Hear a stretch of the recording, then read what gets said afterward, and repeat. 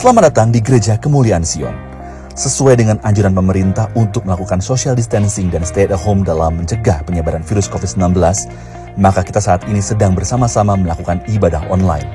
Adapun ibadah online ini sama sekali tidak mengurangi esensi dan makna ibadah kepada Tuhan yang sebenarnya.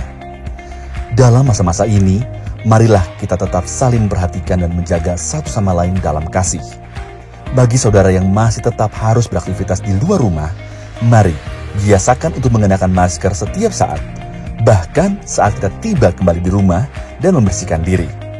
Usahakan sebisa mungkin tidak menggunakan transportasi umum seperti kereta, bis, atau Transjakarta. Jaga imunitas tubuh saudara dengan vitamin, istirahat yang cukup, dan menjaga kebersihan. Bagi saudara yang stay at home atau ada di rumah, tetap biasakan pola hidup yang bersih dan sehat. Bersihkan rumah dan perhatikan ventilasi udara, serta berjemur di bawah sinar matahari 15-30 menit sehari. Mari tetap mengingat bahwa kita semua juga masih dalam masa puasa dan doa korporat. Mari kita juga terus biasakan doa sebagai kebiasaan yang penting dalam hidup kita sehari-hari. Bagi jemaat yang mengalami gejala sakit, batuk-batuk, dan demam, saudara bisa menghubungi kontak center 119 dan melaporkan kondisi Anda. Mari kita semua menjaga erat persekutuan kita dalam kasih, saling memperhatikan, menanyakan kabar dan keadaan sesama jemaat, dan saling membangun meskipun belum bisa bertemu secara fisik. Damai sejahtera menyertai kita semua. Berikut adalah tips mengikuti ibadah secara online. Berkumpul bersama keluarga sebagai satu kesatuan. Jangan teralihkan dengan kegiatan lain. Penyembahan adalah aktivitas keluarga. Ikut terlibat dalam pujian dan penyembahan dengan antusias mungkin terasa aneh, namun percayalah, kuasa Tuhan ada bagi yang membuka hati. Katakan amin, bertepuk tangan, bersorak, dan catat khotbah. Ambil waktu untuk berdoa setelah ibadah selesai. Mari jadikan rumah kita sebagai rumah ibadah. Selamat beribadah.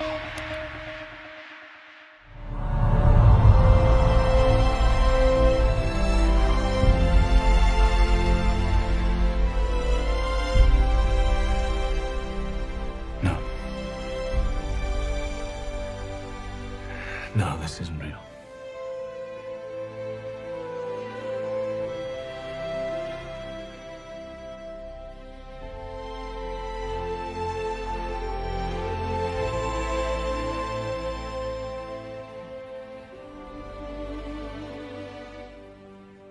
Thomas,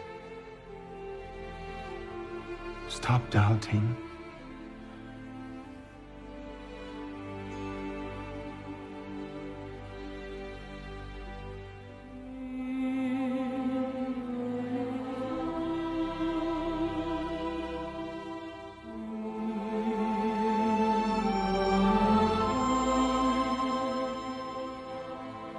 And believe. It is you. Because you see me, you believe. Blessed are those who have not seen me, and yet have believed. Salam jemaat yang dikasihi Tuhan. Yesus telah memenangkan peperangan 2000 tahun yang lalu. Dia telah bangkit mengalahkan maut. Dia telah menang atas maut. Saudara, kemenangan Yesus adalah kemenangan kita juga. Apapun mungkin pergumulan kita hari-hari ini, bahkan COVID yang sedang melanda dunia, kita percaya bahwa kita meraih kemenangan bersama dengan Kristus Yesus. Kita tidak perlu takut, saudara, sebab kemenangan ada di pihak kita. Amin. Haleluya. Saya mengajak kita hari ini untuk menyembah Dia, Yesus Kristus yang telah menang bagi kita.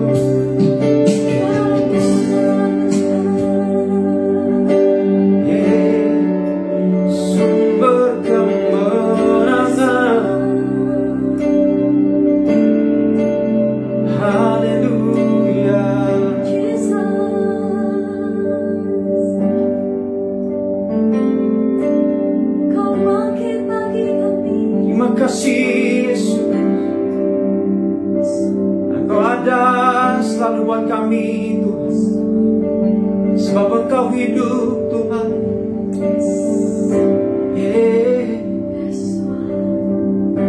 Sebab Dia hidup,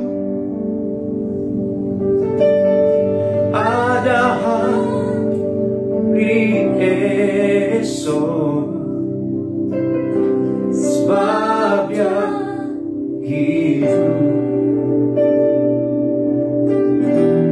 ku tak gentar, karena ku tahu Dia pegang hari esok. Hidup jadi berarti sebab Dia hidup, sebab Dia hidup. Amin.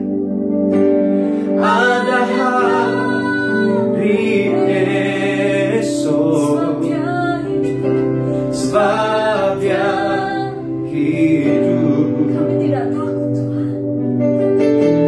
Ku tak gentar,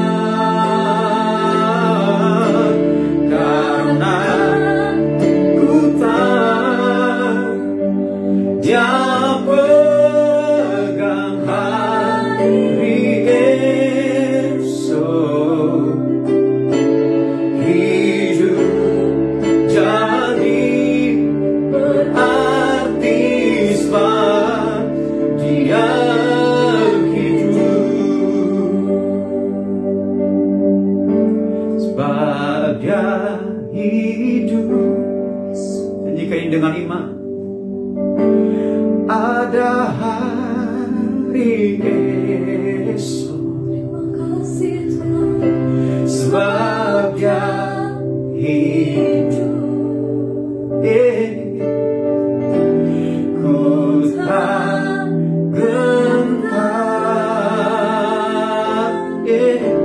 karena ku tahu, yes Lord, Dia pegang hari esok.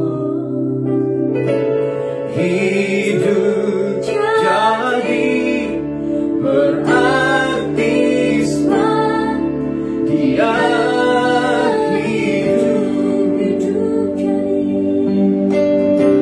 Hidup jadi berarti sebab Dia hidup. Oh, hidup jadi berarti sebab Dia hidup.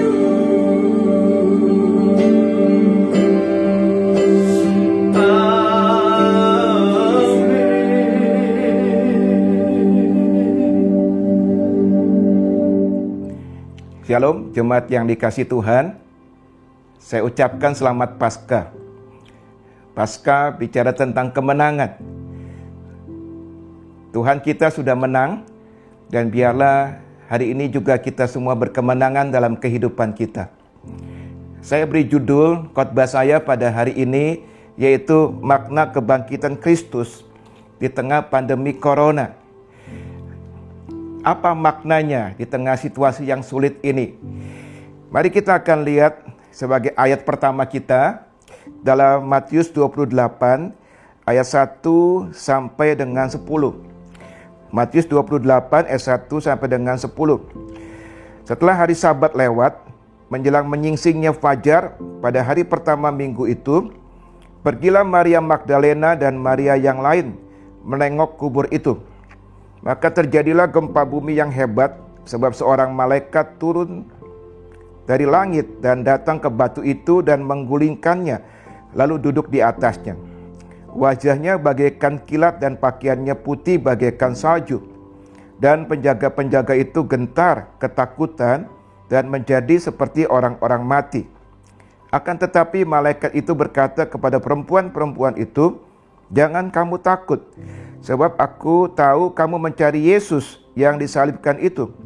Ia tidak ada di sini sebab ia telah bangkit, sama seperti yang telah dikatakannya.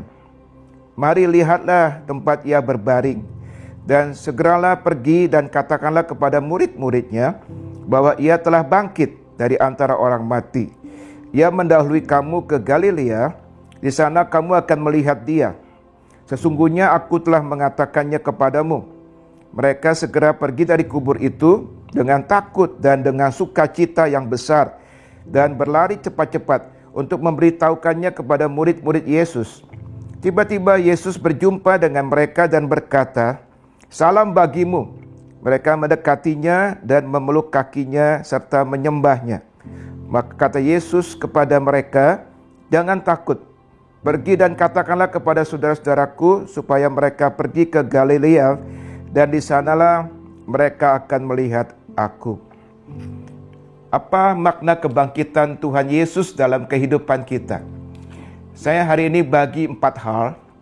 Yang pertama adalah kebangkitan Yesus membuktikan bahwa firman Tuhan dapat dipercaya. Bahwa firman Tuhan itu dapat dipercaya. Mari kita lihat Mazmur 16 ayat 10. Mazmur 16 ayat 10 demikian, "Sebab engkau tidak menyerahkan aku ke dunia orang mati, dan tidak membiarkan orang kudusmu melihat kebinasaan." Mazmur ini digubah oleh Daud. Kira-kira sekitar 1000 tahun sebelum Kristus mati di kayu salib dan bangkit. Tetapi dia sudah mendapat pewahyuan dari Tuhan tentang kebangkitan Tuhan, tentang waktu 1000 tahun. Ayat 10 tadi yang kita baca itu bicara tentang bagaimana Kristus yang mati dan kemudian bangkit. Dikatakan di situ bahwa engkau tidak menyerahkan aku ke dunia orang mati. Kristus bangkit sudah dinubuatkan lebih kurang 1000 tahun yang lalu ketika Daud menggubah Mazmur pasal 16 itu. Saudara-saudaraku, di dalam Alkitab itu ada sekitar 37 nubuatan dalam perjanjian lama yang kemudian digenapi dalam perjanjian baru dengan rentang waktu yang panjang ribuan tahun. Itu membuktikan bahwa firman Tuhan itu dapat kita percaya. Nah, di tengah situasi yang penuh ketakutan dan kepanikan ini, dunia sedang putus asa, mari kita berpegang pada firman Tuhan yang kita dapat percaya. Bahkan firman Tuhan berkata, langit dan bumi suatu hari akan berlalu, tapi hanya firman Tuhan yang kekal selama-lamanya. Hari ini mari kita berpegang kepada firman Tuhan. Sekali lagi, firman Tuhan dapat kita percaya.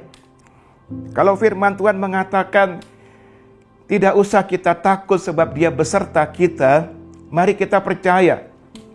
Kalau firman Tuhan katakan oleh bilur-bilurnya sakit penyakit telah disembuhkan, mari kita percaya itu. Kalau firman Tuhan katakan bagi Tuhan tidak ada yang mustahil, mari kita percaya itu. Kalau firman Tuhan katakan bahwa Allah turut bekerja dalam segala sesuatu mendatangkan kebaikan, mari kita percaya itu semua. Karena itu semua ada dalam firman Tuhan.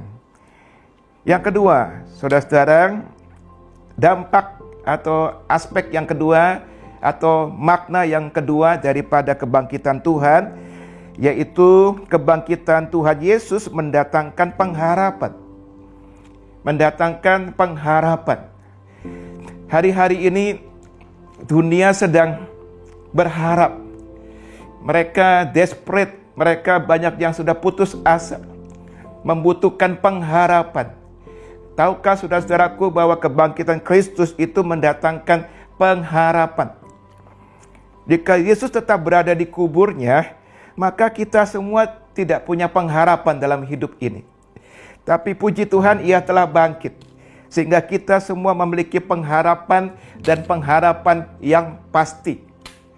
Ibrani 6 ayat 19, sebuah ayat yang bagus sekali menguatkan sekali. Ibrani 6 ayat 19, demikian firman Tuhan. Pengharapan itu adalah sauh yang kuat dan aman bagi jiwa kita yang telah dilabuhkan sampai ke belakang tabir. Jadi pengharapan kita kepada Tuhan itu diumpamakan seperti sauh atau jangkar daripada sebuah kapal. Nah, kapal yang tidak punya jangkar, wah itu bahaya sekali. Ketika menghadapi badai, pasti akan hancur dan tenggelam. Oleh karena itu, sebuah kapal membutuhkan jangkar atau sauh.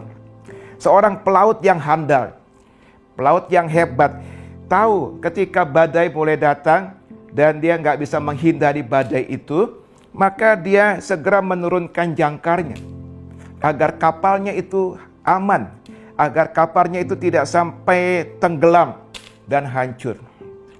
Maka tidak kebetulan kalau firman Tuhan mengumpamakan pengharapan itu bagai jangkar. Jadi pengharapan kita kepada Tuhan itu sebuah jangkar yang kuat.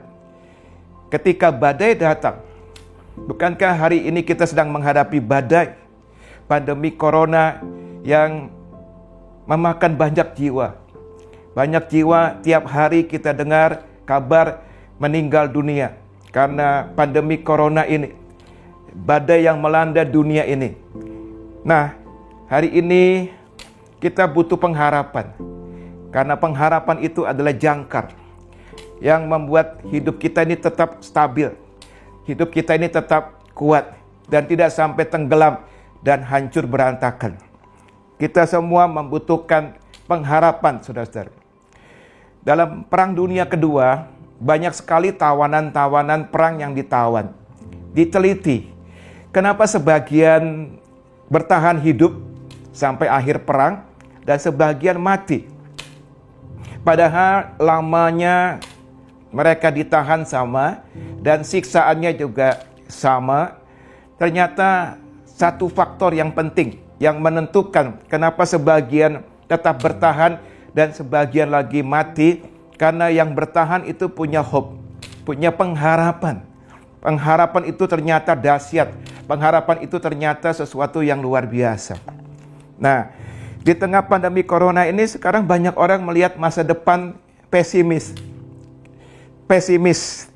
Mereka bingung, mereka khawatir, mereka cemas, mereka putus asa. Hari-hari ini kita sebagai anak-anak Tuhan, jangan seperti mereka. Mari kita punya pengharapan. Pengharapan kepada Tuhan kita. Karena itu sesuatu yang pasti. Pengharapan kepada Tuhan, kata firman Tuhan, tidak mengecewakan kita. Haleluya.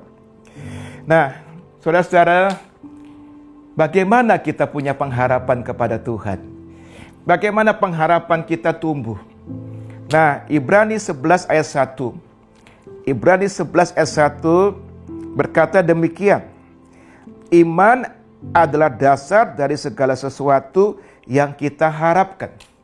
Saya ulangi, iman adalah dasar dari segala sesuatu yang kita harapkan dan bukti dari segala sesuatu yang tidak kita lihat. Jadi, saudara-saudara, bahan baku dari pengharapan itu iman. Karena dikatakan di sini jelas iman itu dasar dari segala sesuatu yang kita harapkan. Jadi kalau kita mau punya pengharapan kepada Tuhan, maka kita harus punya iman. Apakah kita hari-hari ini punya iman? Apakah iman kita kuat? Dan firman Tuhan juga berkata bahwa iman itu timbul dari pendengaran oleh firman Kristus. Jadi bahan baku daripada pengharapan ada dua, yaitu iman dan kemudian yang kedua adalah firman Tuhan. Tanpa iman dan tanpa firman Tuhan, maka kita tidak akan punya pengharapan yang kuat kepada Tuhan. Oleh karena itu dalam situasi seperti ini, saya kembali sebagai hamba Tuhan, saya mendorong jemaat yang saya kasihi, yang mendengarkan khotbah ini, untuk saat ini banyaklah membaca, banyaklah merenungkan firman Tuhan. Bukankah kita memang sedang berada di rumah dan kita batasi keluar rumah? Gunakan kesempatan waktu ini untuk bergaul dengan firman Tuhan. Sekali lagi, bahan baku daripada pengharapan itu adalah iman. Tetapi iman itu timbul dari pendengaran oleh firman Kristus, saudara-saudara. Jadi, pakai waktu hari-hari ini untuk menguatkan iman kita dengan bergaul dengan firman Tuhan. Saudaraku, banyak mendengarkan khotbah-khotbah dari hamba-hamba Tuhan yang diurapi oleh Tuhan. Dengarkan firman Tuhan di rumah sehingga iman kita muncul, iman kita tumbuh, iman kita kuat. Mari kita stop. Terlalu banyak kita membaca ya di medsos tentang corona. Sudahlah, cukup. Berita itu sudah terlalu banyak. Bahkan belum tentu semua benar. Banyak juga yang tidak benarnya. Dan itu akan menimbulkan potensi membuat kita takut. Dan bahkan menularkan ketakutan. Karena orang cenderung ketika menerima, dia share lagi kepada orang lain. Hari ini stop untuk kita terlalu membaca atau menerima hal-hal seperti itu. Mari kita sibukkan diri kita dengan hal yang positif. Kita tahu bahwa kita butuh pengharapan. Sangat butuh pengharapan hari-hari ini. Tetapi pengharapan itu muncul kalau kita punya iman. Pengharapan itu muncul kalau kita punya firman. Oleh sebab itu, mari hari ini, saudara-saudaraku yang terkasih, mari bergaul dengan firman Tuhan. Selama kita punya firman Tuhan dan iman, maka kita pasti akan punya pengharapan. Dan sekali lagi firman Tuhan berkata pengharapan dalam Tuhan itu tidak pernah mengecewakan kita. Dalam Roma 4 ayat 18, Roma pasal 4 ayat 18 dikatakan di situ bahwa Abraham setelah 25 tahun dia menunggu anak yang dijanjikan Tuhan yaitu Ishak. Akhirnya dia memperolehnya. Dicatat dalam ayat itu bahwa karena dia punya iman dan pengharapan. Sekalipun tidak ada lagi dasar untuk berharap, tapi dia tetap berharap kepada Tuhan. Dia percaya, dia berharap kepada Tuhan sungguh-sungguh bahwa pasti dia akan punya anak yang dijanjikan oleh Tuhan dan dia memperolehnya. Haleluya. Hari ini saudara-saudaraku yang mendengarkan khotbah ini, saya berdoa supaya pengharapan itu timbul. Supaya pengharapan saudara-saudara kuat. Karena itu yang akan membuat kita bertahan. Seperti jangkar. Ketika badai datang, kapal itu akan terus bertahan kuat. Karena ada jangkar yang diturunkan. Sehingga membuat kapal itu tidak tenggelam dan hancur. Yang ketiga, saudara-saudara, makna kebangkitan Tuhan dalam situasi seperti ini apa? Yang ketiga adalah kebangkitan Yesus menandakan masa depan itu masih ada. Murid-murid sudah putus asa ketika Tuhan Yesus mati. Mereka kembali ada yang jadi nelayan. Tetapi ketika mereka tahu Tuhan Yesus bangkit, mereka sukacita luar biasa.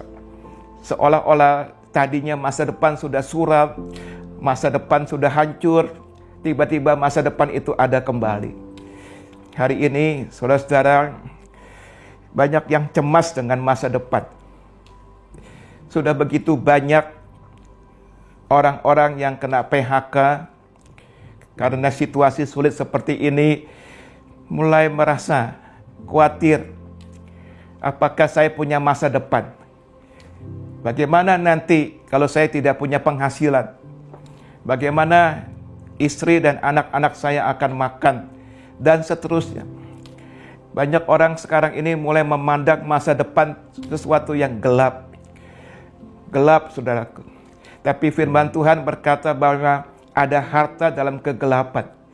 Jadi di balik kegelapan ini ada harta, ada terangnya Tuhan, ada promise, ada janji Tuhan yang Tuhan mau berikan kepada kita. Oleh karena itu, hari ini yang ketiga yang saya mau sampaikan ini penting, bahwa kebangkitan Yesus menandakan masa depan itu masih ada. Jangan pesimis. harus optimis sebagai anak Tuhan, masa depan itu masih ada. Amsal 23 ayat 18.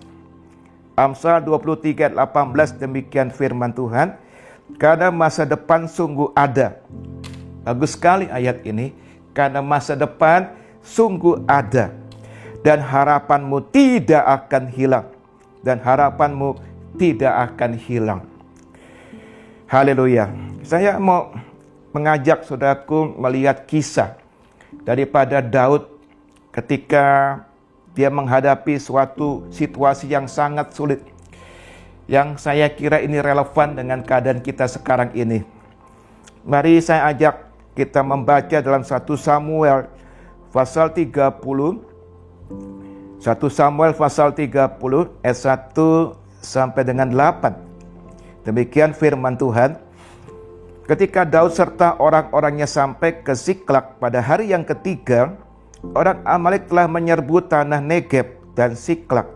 Siklak telah dikalahkan oleh mereka dan dibakar habis.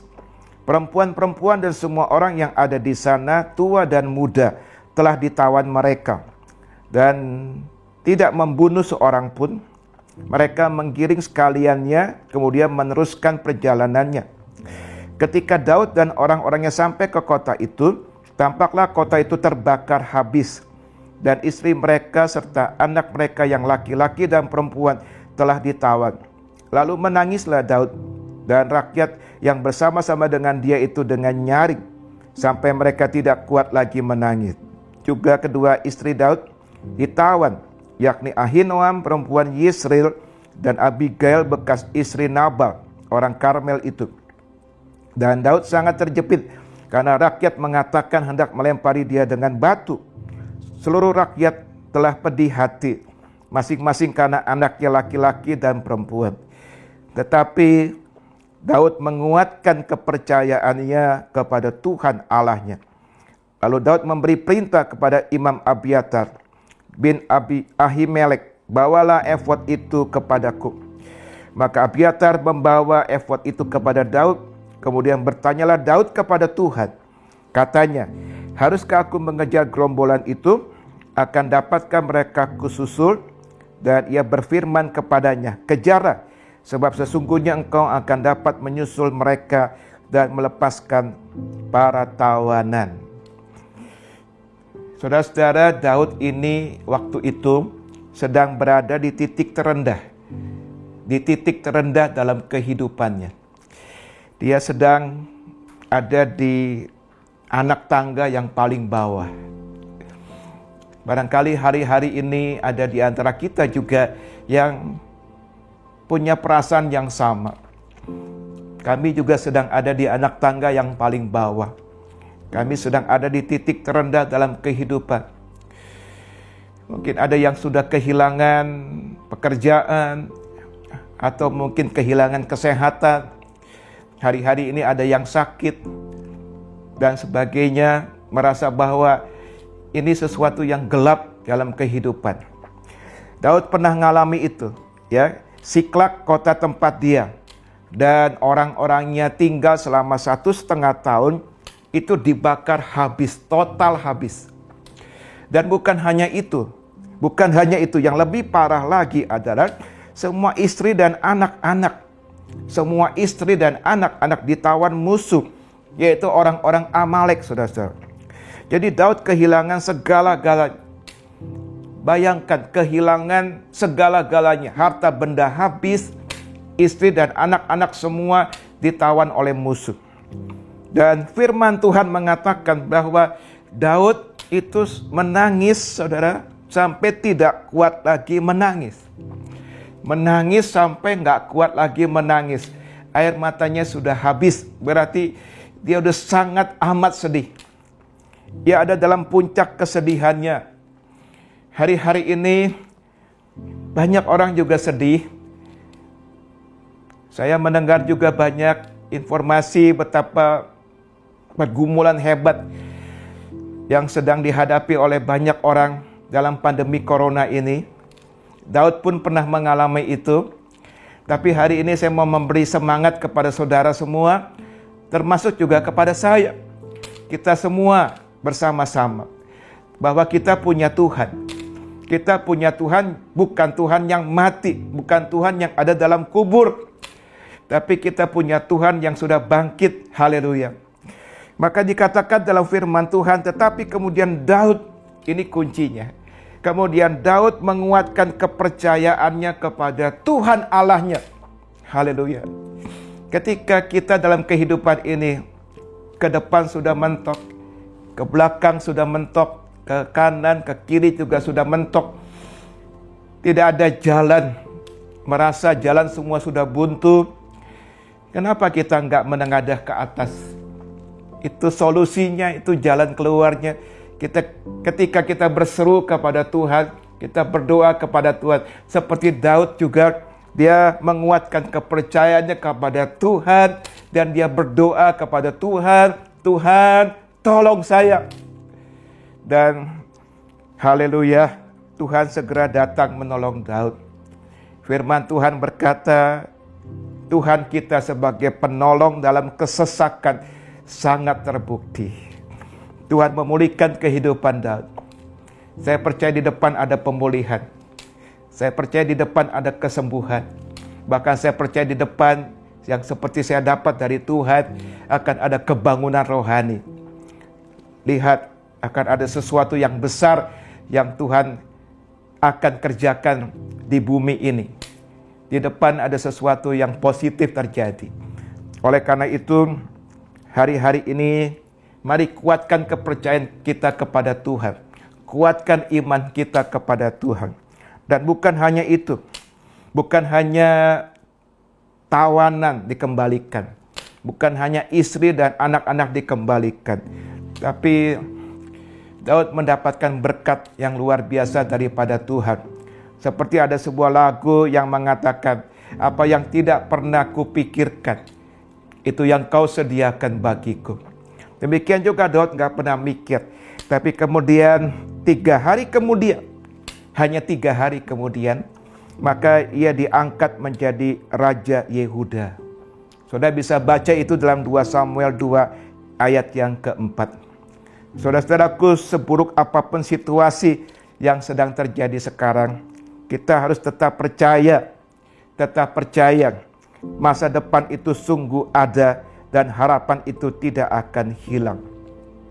Mari katakan bersama-sama saya dengan suara yang keras bahwa masa depan itu sungguh ada dan harapan itu tidak akan hilang. Mari 2, 3. Masa depan itu sungguh ada dan harapan itu tidak akan hilang. Sekali lagi, 2, 3. Masa depan itu sungguh ada dan harapan itu tidak akan hilang. Haleluya. Salah satu lagu rohani yang diurapi Tuhan, saya diberkati sekali dengan lagu ini, adalah berjudul Because He Lives. Atau sudah diterjemahkan dalam bahasa Indonesia, sebab dia hidup. Ada hari esok. Itu lagu diurapi sekali, dikarang oleh seorang bernama Bill Gaither dengan istrinya. Bill adalah penyanyi rohani Amerika yang terkenal. Dia sering kali melayani bersama dengan almarhum Billy Graham dalam kebaktian rohani yang mengundang ribuan orang. Dia mengarang lagu itu dengan istrinya di tahun 1960-an. Ketika waktu itu Amerika Serikat sedang mengalami kesulitan dalam hal ekonomi. Bill baru saja sembuh dari sakitnya yang cukup parah. Dan istrinya Gloria waktu itu sedang hamil anak yang ketiga. Jadi situasi mereka sedang sangat sulit. Mereka berpendapat bahwa saat itu bukan waktu yang tepat kalau Gloria hamil. Karena situasinya sedang sangat sulit. Mereka stres, mereka khawatir. Lalu mereka datang kepada Tuhan. Ketika kita stres, khawatir, memang jalan keluar hanya kita datang kepada Tuhan. Mereka datang kepada Tuhan, mereka berdoa. Dan Tuhan berkata kepada mereka, Bill, hambaku, kamu pasti dapat menghadapi hari-hari yang tidak pasti itu. Karena aku hidup. Karena aku hidup. Itu menjadi rema buat dia. Sehingga akhirnya jadilah sebuah lagu yang indah. Dia mengarang lagu yang berjudul Because He Lives, atau sebab dia hidup. Ada hari esok. Karena Tuhan kita bukan Tuhan yang mati, tapi Tuhan yang sudah bangkit. Ada hari esok. Maka biarlah kita serahkan khawatir kita kepada Tuhan. Kita serahkan takut kita kepada Tuhan. Biar kita percaya bahwa Tuhan ada, yang Dia akan pegang kendali hidup kita, saudara-saudara. Yang keempat, yang terakhir. Yang terakhir adalah kebangkitan Yesus memotivasi kita untuk menjadi berkat bagi orang lain. Perempuan-perempuan yang datang ke kubur Yesus, begitu melihat kubur itu kosong, dan mereka tahu bahwa Yesus sudah bangkit, mereka segera pergi untuk memberitakan kabar sukacita ini kepada orang lain, kepada murid-murid Tuhan. Jadi demikian juga kita, berita kebangkitan ini jangan hanya untuk diri kita. Berita kebangkitan Tuhan ini juga untuk kita sebarkan, untuk kita sampaikan kepada orang lain. Ini berita kemenangan. Dan berita kemenangan itu yang sedang dibutuhkan oleh dunia hari-hari ini. Karena dunia sedang desperate, sedang putus asa, butuh berita kemenangan. Saudaraku, dalam 1 Samuel 22 ayat 1 sampai dengan 2, ada kisah tentang Daud, saya bacakan demikian. 1 Samuel 22 ayat 1 sampai dengan 2. Lalu Daud pergi dari sana dan melarikan diri ke Gua Adulam. Ketika saudara-saudaranya dan seluruh keluarganya mendengar hal itu, pergilah mereka ke sana mendapatkan dia. Berhimpunlah juga kepadanya setiap orang yang dalam kesukaran, setiap orang yang dikejar-kejar tukang piutang, setiap orang yang sakit hati. Maka ia menjadi pemimpin mereka. Bersama-sama dengan dia ada kira-kira 400 orang. Saudaraku, ini ayat yang cocok juga buat kita, relevan buat kita pada hari-hari ini. Apa artinya 1 Samuel 22 1 dan 2 ini? Saat itu Daud dalam masalah besar. Masalah besar karena dia dikejar-kejar oleh Saul dan pasukannya mau dibunuh. Masalah besar. Hari ini saya dan saudara-saudaraku sebagai anak-anak Tuhan, kita juga ada dalam masalah besar. Kita ada di dunia ini yang sedang menghadapi masalah besar. Tetapi dalam 1 Samuel 22 dikatakan di sini, dalam keadaan seperti itu, Daud tetap bisa menjadi berkat. Tetap bisa menjadi berkat. Dia menjadi berkat untuk orang-orang yang dikejar-kejar tukang piutang. Dia menjadi berkat untuk orang yang sakit hati dan lain sebagainya. Bapak, Ibu, Saudara, dunia cemas, dunia khawatir, dunia putus asa, dunia merasa masa depan ini begitu suram.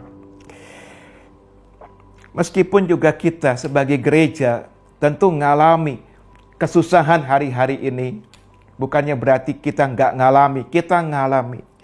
Tapi mari kita belajar seperti Daud. Jangan terus lihat diri kita. Jangan self-pity. Jangan terlalu mengasihani diri kita sendiri. Mari hari-hari ini justru kita tunjukkan bahwa kita adalah gerejanya Tuhan.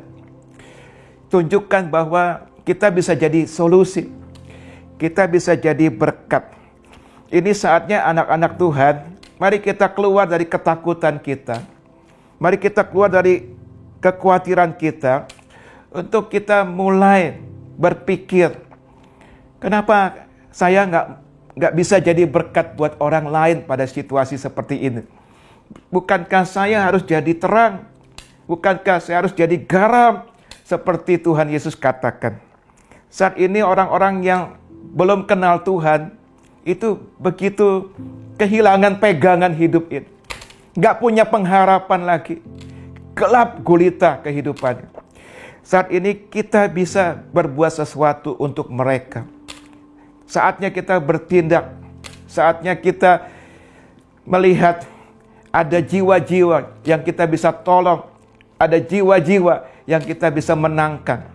Mungkin kita nggak bisa ketemu karena kita sedang ada di rumah. Tapi bukankah kita bisa telepon? Mungkin ada saudara kenal seseorang yang saudara tahu dia butuh pertolongan. Saudara bisa telepon dia, saudara cerita tentang Tuhan Yesus. Cerita bahwa dia sumber pengharapan. Bahwa masih ada pengharapan, yaitu di dalam Tuhan. Ini kesempatan kita bisa bersaksi. Kita bisa menjadi solusi untuk orang-orang di sekitar kita. Sehingga kebangkitan Tuhan Yesus menjadi sangat bermakna. Karena bukan hanya kita yang ditolong, tapi lewat kita, lewat gereja Tuhan, banyak orang juga ditolong melalui kita. Hari-hari ini saya berdoa, biarlah kita justru menjalankan amanat agungnya Tuhan Yesus di saat situasi seperti ini. Saya percaya kita bisa lakukan karena tersedia kasih karunia. Tuhan berikan kasih karunia-Nya, Tuhan berikan kemampuan, kesanggupan ilahi, kekuatannya untuk kita bisa melakukan itu. Biarlah 4 makna kebangkitan Tuhan Yesus di hari Paskah ini menjadi rema buat kita semua. Kita terus maju. Kita percaya bahwa walaupun ada kegelapan, tapi ada harta dalam kegelapan. Di balik semua kegelapan ini, di depan sana ada terang yang besar yang kita akan lihat bersama-sama. Tuhan Yesus memberkati. Saya ingin berdoa untuk saudara-saudara semua yang mendengarkan khotbah ini, biar kita semuanya, termasuk saya, kita punya pengharapan yang kuat. Tuhan Yesus, kami sudah dengarkan firman Tuhan. Bersyukur kami tidak punya Tuhan yang mati, yang ada dalam kubur, tapi Tuhan yang sudah bangkit pada hari ketiga dan Dia hidup. Terima kasih Tuhan. Itu membuat kami percaya masa depan itu sungguh ada. Kami punya pengharapan yang pasti, seperti jangkar yang kuat di tengah-tengah badai. Kami tidak akan rubuh, kami tidak akan hancur, kami akan tetap kuat. Juga pakai anak-anak-Mu Tuhan, di tengah-tengah situasi sulit ini, untuk tidak terlalu memikirkan hanya diri kita sendiri, tapi kami juga mulai keluar untuk menjadi solusi, untuk menjadi berkat buat orang-orang di sekitar kami. Karena untuk itulah kami ada ditebus oleh darah-Mu, supaya kami yang di dalam Kristus diminta, disuruh oleh Tuhan untuk melakukan perbuatan-perbuatan yang baik. Ini saatnya kami bisa melakukan perbuatan yang baik. Tuhan, mungkin ada umat-Mu yang mendengarkan khotbah ini sedang sakit. Biarlah Engkau menjamah mereka Tuhan. Kami percaya kebangkitan daripada Tuhan Yesus membuat orang-orang yang sakit, teman-teman kami yang sedang sakit juga punya pengharapan yang pasti bahwa ada kesembuhan dalam Tuhan. Dan mereka boleh deklarasikan firman Tuhan bahwa oleh bilur-bilur Tuhan Yesus, maka segala sakit penyakit telah disembuhkan. Biarlah iman kami kuat karena kami bergaul akrab dengan firman Tuhan pada hari-hari ini. Terima kasih Tuhan, di mana saja umat-Mu berada, biarlah mereka mengalami sukacitanya Tuhan hari ini, mengalami damai sejahteranya Tuhan hari ini. Terima kasih Tuhan, kami bersyukur, bersukacita pada hari Paskah ini. Terima kasih Tuhan, di dalam nama Tuhan Yesus. Haleluya, amin. Tuhan Yesus memberkati kita. Sekali lagi, selamat Paskah. Puji nama Tuhan saudara, kita telah menerima kebenaran firman Tuhan yang begitu luar biasa, memberkati kita, membangkitkan iman kita kembali. Kita meresponi kebenaran firman Tuhan hari ini dengan kita menyembah Tuhan lewat pujian. Dan juga sekalian kita mau membawa bangsa kita di hadapan Tuhan. Kita tahu bahwa darah Yesus juga tercurah untuk menebus bangsa kita. Semoga bangsa kita bisa mengalami pemulihan. Haleluya.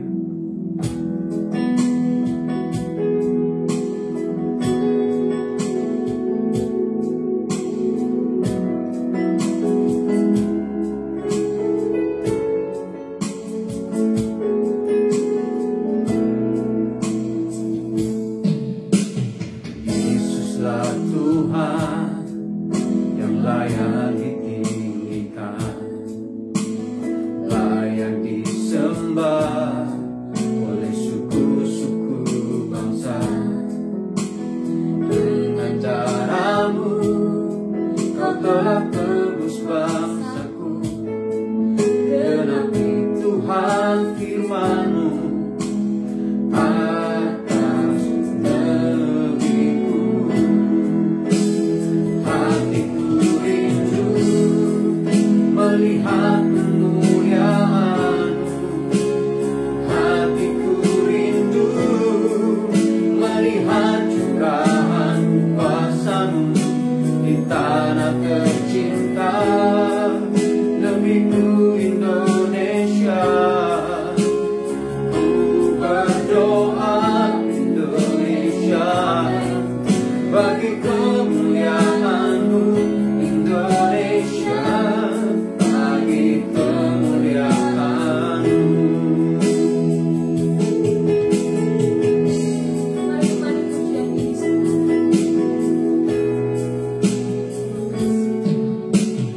Yesuslah Tuhan yang layak ditinggikan, layak disembah. Amin. Oleh suku-suku bangsa. Dengan darah-Mu Kau telah tebus bangsaku. Genapi Tuhan firman-Mu atas negeriku.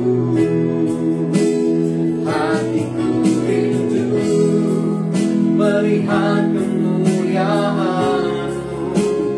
Hatiku rindu melihat curahan kuasa-Mu di tanah tercinta, negeriku Indonesia. Ku berdoa Indonesia, penuh kemuliaan-Mu Indonesia, bagi kemuliaan-Mu. Ya Allahku, ya Allahku, nyatakan kemuliaan-Mu. Ya Allahku, nyatakan curahan kuasa-Mu di tanah tercinta, negeriku Indonesia. Ku berdoa Indonesia, bagi kemuliaan-Mu Indonesia, bagi kemuliaan-Mu. Ya Allahku, nyatakan kemuliaan-Mu. Ya Allahku, nyatakan curahan kuasa-Mu di tanah tercinta, negeriku Indonesia. Ku berdoa Indonesia, penuh kemuliaan-Mu Indonesia, bagi kemuliaan. Ya Allahku, nyatakan kemuliaan. Ya Allahku, nyatakan curahan kuasa-Mu di tanah tercinta, negeriku Indonesia.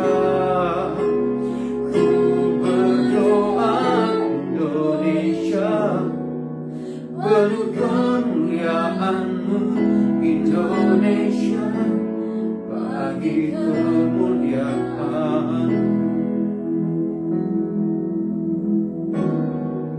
Indonesia bagi kemuliaan. Biar belas kasihan-Mu atas bangsa ini, biar belas kasihan-Mu Tuhan atas bangsa kami. Lihat jeritan bangsa kami, dengar doa bangsa kami. Kami perlukan Engkau, kami perlukan Engkau. Biar Tuhan negeri ini dipulihkan, disembuhkan. Oh, kami butuh lawatan tangan-Mu atas Indonesia, sebab bangsa ini bagi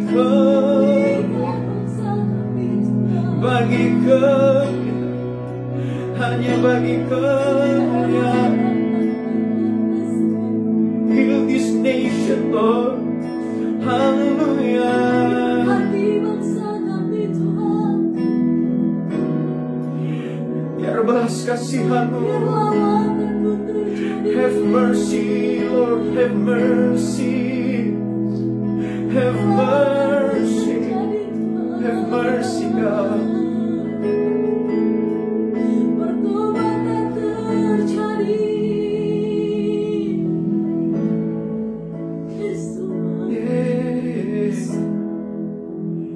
Biar belas kasihan-Mu Bapa penuhi hati kami,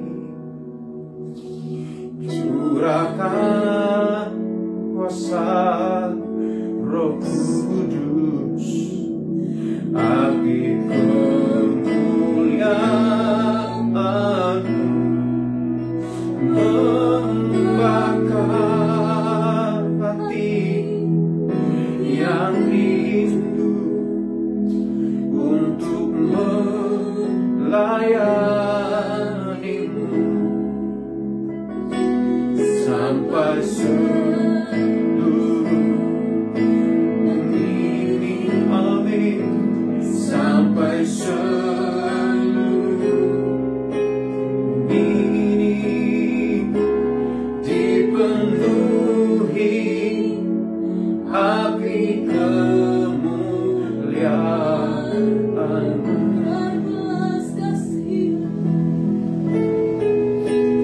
Biar belas kasihan-Mu Bapa penuhi hati kami, curahkan kuasa Roh Kudus, api kemuliaan-Mu membakar hati yang rindu untuk melayani-Mu sampai seluruh negeri ini. Oh, sampai seluruh bumi ini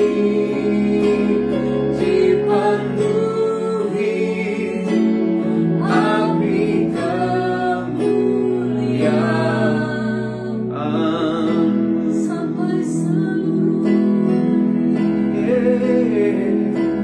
Sampai seluruh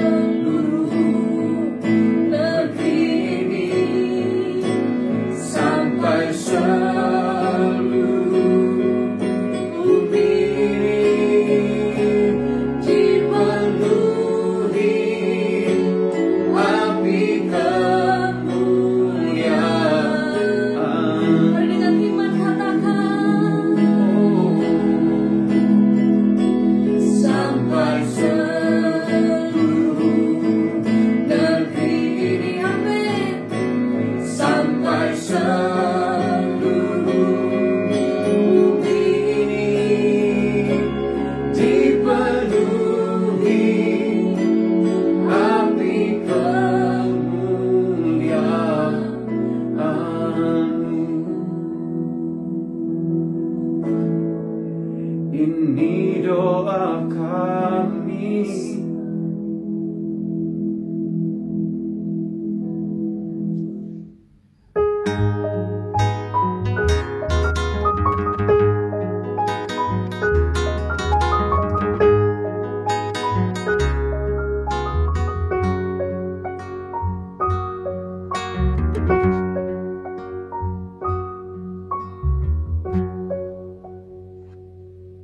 Sungguh hatiku melekat kepadamu, maka engkau akan meluluhkan aku. Engkau akan membentengi aku, sebab ku mengenal namamu. Bila ku berseru kepadamu, kau akan menjawab, kau akan menyertaiku di dalam kesesakan. Engkau akan meluputkanku dan memuliakanku dengan panjangmu. Akan kau kenyangkanku dan akan kau perlihatkan kepadaku keselamatan daripadamu.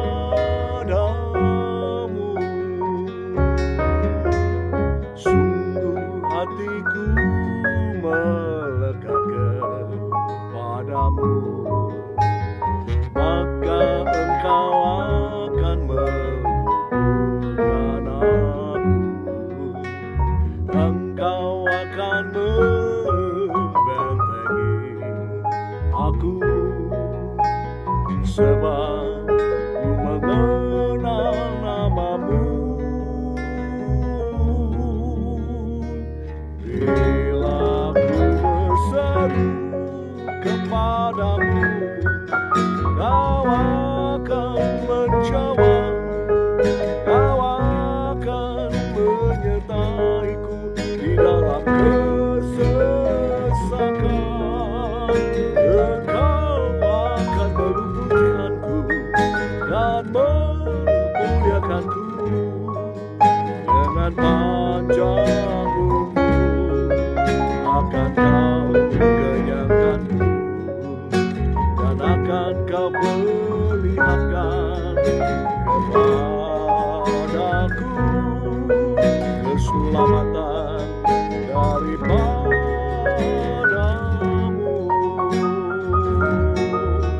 Keselamatan daripadamu.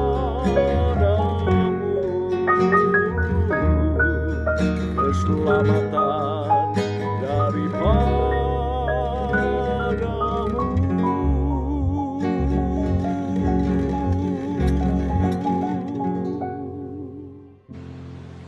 Tuhan Yesus, kami datang padamu Tuhan pagi ini. Kami bersyukur Tuhan karena kami masih bisa diberi kesempatan ya Tuhan untuk mendengarkan firman-Mu. Kami percaya firman-Mu ya dan amin. Dan biarlah setiap benih firman yang ditaburkan Tuhan pagi ini Tuhan berbuah-buah kali lipat bagi kami semua yang mendengarnya ya Tuhan. Kami juga mau berdoa ya Tuhan saat ini buat bangsa Indonesia ya Tuhan. Kami tahu Tuhan secara kasat mata kelihatannya tidak baik Tuhan keadaannya. Tapi biarlah Tuhan di masa-masa ini ya Tuhan, Kau semakin bangkitkan Tuhan iman kami. Kau makin bangkitkan Tuhan pengharapan kami kepadamu Tuhan lebih lagi ya Tuhan. Kami percaya ya Tuhan, setelah lewat Tuhan apa yang melanda bangsa Indonesia bahkan dunia saat ini Tuhan, akan terjadi Tuhan suatu kebangkitan Tuhan daripadamu Tuhan, kebangkitan ilahi. Kami percaya dari revival Tuhan. Kami percaya ya Bapa, Kau akan melawat Tuhan bangsa kami Tuhan, bahkan dunia ini Tuhan. Kami percaya Tuhan karena Kau yang pegang kendali segala sesuatunya.